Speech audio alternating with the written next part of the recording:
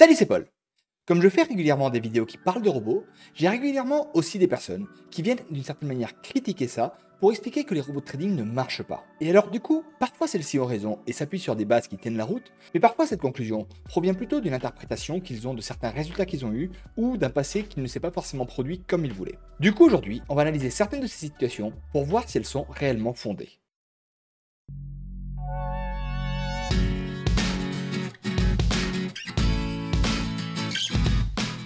Ce qui se passe quand on parle de robot trading, c'est que très souvent, les personnes comparent robot trading et trading manuel. Et du coup, ces personnes-là ne se rendent pas forcément compte que là, on est en train de parler de deux mondes complètement différents. Et donc, ce qu'il faut comprendre, c'est que très souvent, quand on provient du milieu du trading manuel et qu'on s'attaque au trading algorithmique, on a tendance à agir comme si c'était la même chose.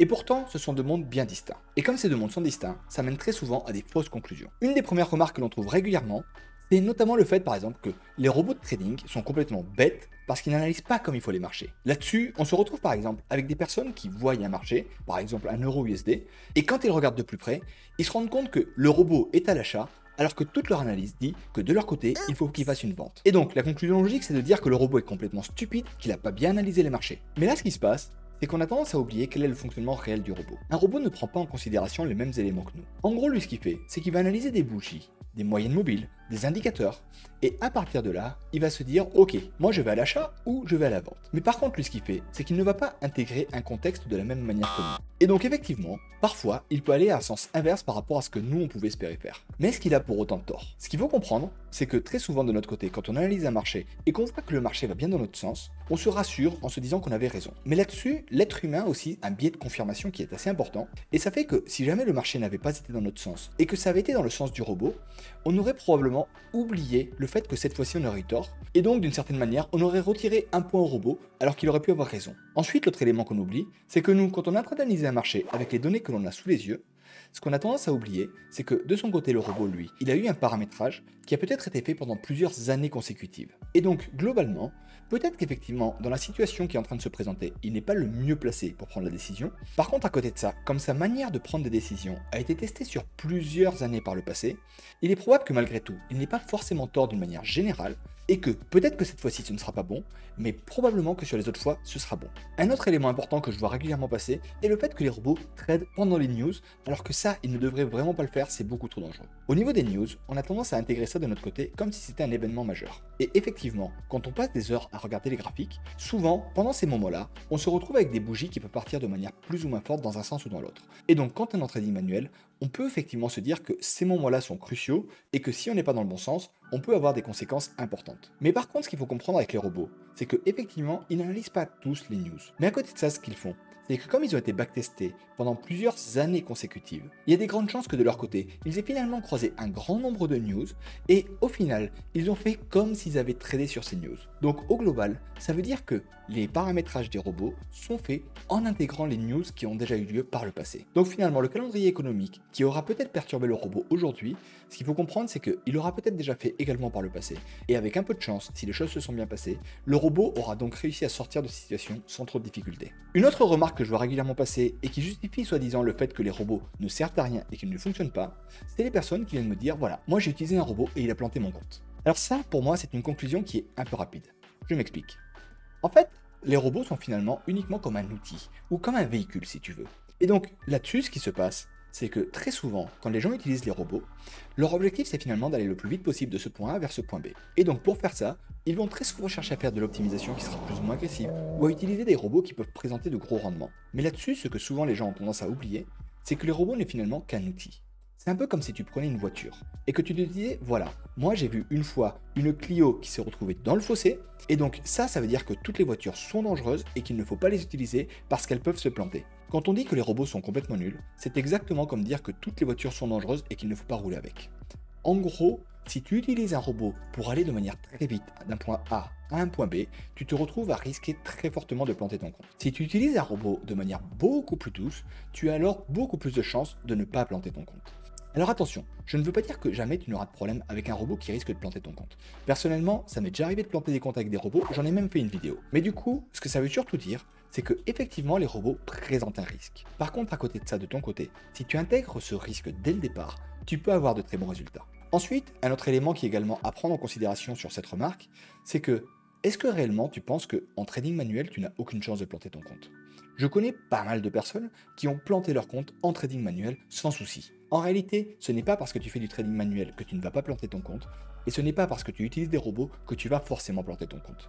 C'est surtout derrière la manière dont tu vas utiliser les robots qui va te permettre de conduire ça correctement. Une autre remarque que je croise très régulièrement, c'est si l'ordinateur vient à se couper, c'est une catastrophe. Ça, c'est une remarque que l'on entend très souvent au niveau des personnes qui utilisent des robots de manière agressive ou qui vont par exemple faire du haute fréquence ou qui vont utiliser des robots de scalping. Très souvent, quand on va travailler avec des robots qui font beaucoup d'ordres à la fois ou qui traitent sur des très petites unités de temps, effectivement ces robots-là ne vont par exemple pas forcément utiliser de stop loss ou de TP à la base et vont peut-être les placer par la suite. Ou alors ces robots vont effectivement ouvrir des positions de grande taille. Et donc si jamais tu n'as pas de chance et que l'ordinateur que tu es en train d'utiliser vient à se couper au moment où l'ordre est passé et qu'il n'y a ni stop loss ni TP, bah effectivement là, si tu as une position qui a 1, 2 ou 3 lots qui traînent en parallèle, clairement ton compte peut avoir de gros risques. Par contre, à côté de ça, ce qu'il faut comprendre, c'est qu'il y a pas mal de robots qui peuvent être beaucoup moins sensibles à tout ça. Prends par exemple le robot qui se trouve dans mon pack découverte. Ça, c'est un robot qui, clairement, si tu démarres, je te conseille d'attaquer avec des tailles de position qui seront peut-être à 0,01 lot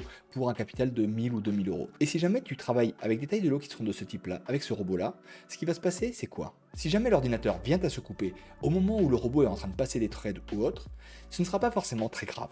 En réalité, là, ce qu'il y a, c'est que tu seras en fait avec un robot qui sera de toute manière paramétré de manière extrêmement douce. En plus de ça, c'est un robot qui place le TP chez le courtier. Donc au final, même si l'ordinateur vient à se couper alors que le robot est en train de trader, ce qui risque de se passer au pire des cas, c'est juste que ton take profit ne soit pas pris comme il faut, ou alors éventuellement que tu aies des ordres de rattrapage qui ne soient pas forcément pris. Mais ça ne veut pas forcément dire que ça va accélérer le cramage d'un compte, et ça ne veut pas forcément dire que tout à coup c'est une catastrophe. Le matériel que tu vas devoir utiliser et la fiabilité de celui-ci va clairement être lié au robot que tu vas utiliser. Plus tu vas être sur un robot agressif, plus il va falloir que tu fasses extrêmement attention à ce point-là. En fait, la plus grosse erreur que je vois au niveau des traders manuels qui passent sur des robots, c'est qu'ils vont chercher à maîtriser le risque de la même manière que ce qu'ils font en trading manuel. En trading manuel, on va chercher à par exemple avoir 1% de risque par position en mettant un TP et un stop loss. En trading algorithmique, ce n'est pas du tout ce que je conseille de faire.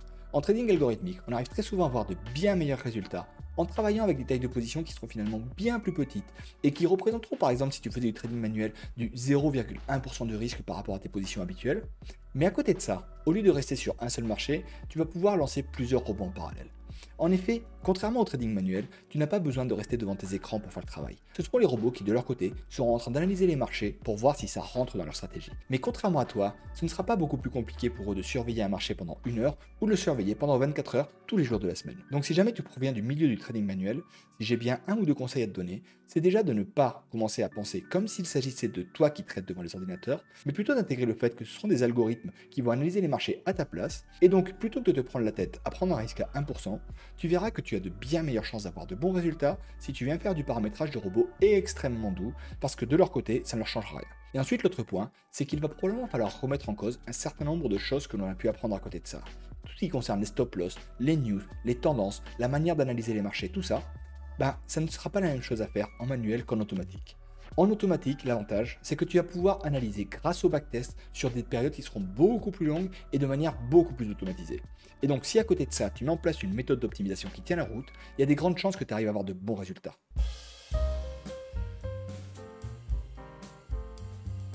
Voilà typiquement à quoi j'aime que ça ressemble un compte de trading algorithmique. Là, on est sur un compte qui a plusieurs symboles en parallèle, plusieurs robots en parallèle. Chaque fenêtre représente un robot qui trade. Mais en fait, si on regarde au niveau des positions que les robots passent, tu vois que ici, on est sur du 0,01 pour un capital de 3000 euros. Encore 0,01 pour un capital de 3000 euros. À côté de ça, effectivement, il n'y a pas de stop loss qui est placé.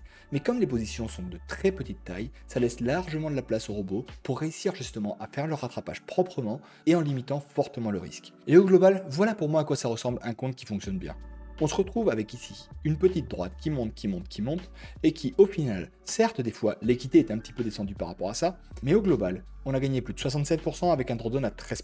Et sur ça, depuis plusieurs mois, je n'ai pas eu à retoucher quoi que ce soit du côté des robots. Voilà, j'espère que ça te permettra de mieux comprendre les différentes remarques que l'on peut avoir au niveau du trading algorithmique et au niveau des personnes qui expliquent que le trading algorithmique ne fonctionne pas. Après, si de ton côté, tu as d'autres remarques qui n'ont pas été abordées dans cette vidéo, n'hésite pas à les mettre en commentaire, ce sera avec plaisir que j'y répondrai. Et évidemment, si le trading et notamment les robots de trading sont un sujet qui te parle, n'hésite pas à t'abonner à cette chaîne et à laisser un pouce vers le haut. Allez, maintenant je te laisse et je te dis à la prochaine. Ciao!